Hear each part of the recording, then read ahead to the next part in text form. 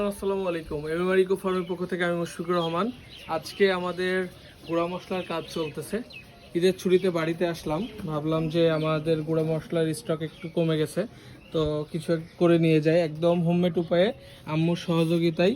এই যে আপনারা দেখতে পাচ্ছেন এখানে হলুদগুলা ধুয়ে দেওয়া হয়েছে, আর এদিকে মরিচের বুটা ছাড়ানো হয়েছে কিছু, এবং কিছু বাকি আছে, এগুলোর কাজ চলতেছে। আর এইদিকে ধনিয়া ধুয়ে দেওয়া হয়েছে, ওইদিকে জিরা আছে।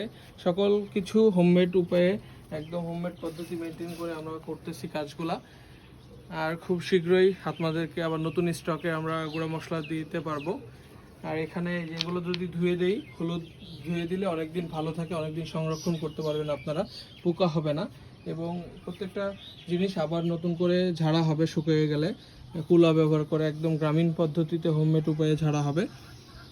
আজকে ছিল এই এতটুকুই একটি আপডেট ভিডিও। খুব শীঘ্রই আপনাদেরকে